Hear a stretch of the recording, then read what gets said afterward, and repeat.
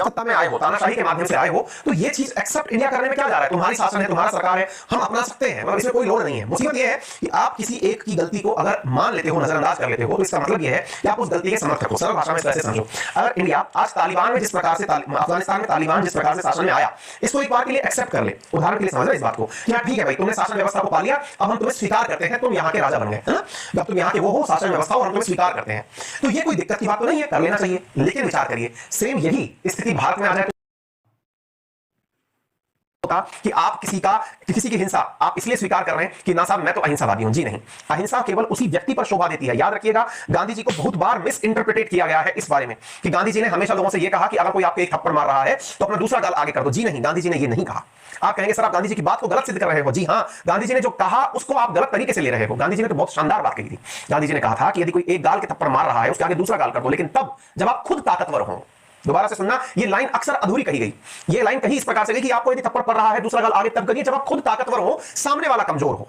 फिर आप पूछेंगे कि ताकतवर थप्पड़ खाए। जी हां, क्योंकि ताकतवर थप्पड़ खा रहा है, ये सामने वाले कमजोर व्यक्ति को भी पता है कि यार यदि ये पलट के मार दिया हमें तो हम मर जाएंगे। अब इसका जो भय है कि ये फिर भी मेरा सम्मान कर रहा है, थप्पड़ तब भी खा रहा है जबकि इसमें सामर्थ्य है, तो मुझे सुधर जाना चाहिए, कहीं ये गलती से उलट करके मार दिया तो मारा जाएगा। फिर आप पूछेंगे ऐसे में तो मार ही देना ज्यादा अच्छा है, फिर इंतजार क्यों करना, इतने समय तक क्यों वेट करना, देखा जाएगा जो होगा मार दो। अगर आप ईंट का जवाब पत्थर से देने लगे तो साथियों यह दुनिया बन ही नहीं सकती। एक भय का जो शासन है ना, गांधी जी का जो अहिंसावादी विश्वास है, वो असल में सामने वाले के अंदर ये समझ विकसित करना है कि जो आप कर रहे हो वो गलत है, लेकिन गलत का जवाब मैंने गलत से दे दिया तो शासन खत्म हो जाएंगे। याद रखिएगा, इस पंक्ति को बहुत से कवियों ने बहुत शानदार भाषा में कहा है। मैं अक्सर कहता आया हूं, क्षमा शोभती उस भुजंग को, उस सर्प को ही क्षमा शोभा देती है जिसके पास गरल हो, जिसके पास जहर हो। उसका क्या जो दंतहीन विषहीन सरल हो, अर्थात क्षमा शोभती उस भुजंग को जिसके पास गरल हो, उसका क्या जो दंतहीन विषहीन सरल हो। अर्थात गांधी जी ने इस लाइन को कहा कि यदि आप कमजोर हैं और फिर पिट रहे हैं तो यह आपकी कायरता का नमूना है। कमजोर व्यक्ति पिट नहीं सकता, उसे जवाब देना चाहिए, यह तो उसका अधिकार है। यानी अहिंसा केवल उसी व्यक्ति पर शोभा देती है जो मजबूत होता है। ठीक है ना, तो हमने एक ऐसा हिंदुस्तान बनाया। आप पूछेंगे मैं इस बात को क्यों जोड़ के समझा रहा हूं, ताकि आपके मन में ना कई बार आपको व्हाट्सएप यूनिवर्सिटी के माध्यम से ऐसा ज्ञान भेज दिया जाता है जिससे आप खुद भारत विरोधी हो जाते हैं। आपके मन में लगता है कि यार हम तो बेकार ही थे, हमारे तो राष्ट्रवादी बेकार ही थे।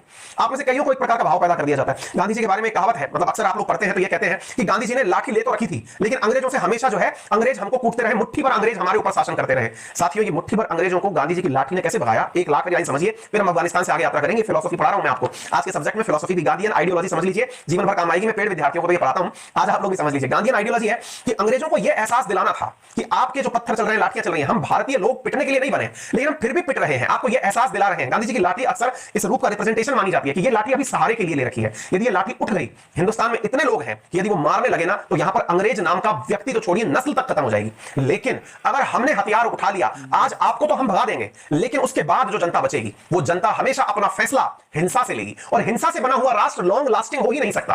अगर कोई देश अपने आप को हिंसा से स्थापित करता है तो वो हमेशा के लिए बच ही नहीं सकता। विश्वास करिए, आप विश्वास इस प्रकार से करके देखिए, अगर हमने अंग्रेजों को भगाया होता, अंग्रेजों को भगाने के बाद में अगर हम अपने यहां पर बैठ करके इंतजार कर रहे होते, डंडे से उनको भगा दिया, तो विश्वास करके ये सोचिए आज देश के अंदर हालात क्या होते। आज देश में हर वर्ग हर व्यक्ति अपने हाथ में हथियार लिए खड़ा होता। क्या देश आपको इतना खूबसूरती से अपने 75 साल आजादी के पूरे करते हुए नजर आता? जी नहीं। क्यों? क्योंकि भारत में तो तरह तरह की मांग उठी है। अभी चाहे किसान आंदोलन की मांग देख लो, कभी आरक्षण की मांग देख लो, कभी किसी राज्य की मांग देख लो, हर व्यक्ति अपने हाथ में हथियार लिए घूम रहा होता। फिर क्या करते आप? फिर तो आप सरकार के खिलाफ हथियार उठा लेते। और आप सोचिए पाकिस्तान बना किस प्रकार से था, हिंसा के प्रयोग से बना था, क्योंकि पाकिस्तान ने पाकिस्तान की मांग के लिए देश में बहुत दंगे भड़काए थे। आज आप खुद पाकिस्तान को देख लीजिए और हिंदुस्तान को देख लीजिए, तो हिंसा का रास्ता जो है ना वो दिखता आसान है, अपनाया भी बहुत आसानी से जाता है कि हमारे करने से एक्शन हो जाएगा। नहीं साथियों, आप भविष्य नहीं देख रहे हैं। अगर हिंसा से आप पाकिस्तान बनता हुआ देख रहे हैं तो पाकिस्तान में आज तक लोकतंत्र सर्वाइव ही नहीं कर पाया है। हमेशा वहां तख्तापलट होता है या फिर कठपुतली सरकार बनती है, सरकारों के फैसले नहीं आ पाते। हो सकता है कि आप गांधीयन आइडियोलॉजी को समझ ना पाए, लेकिन जितना ज्यादा गांधी को पढ़ेंगे आप, जितना समझने की कोशिश करेंगे। आज भारत तालिबान को एक्सेप्ट करने में क्या जा रहा है, हमारे घर से क्या खर्च हो रहा है, हम कर लेंगे, चलो ठीक है हो गया भाई।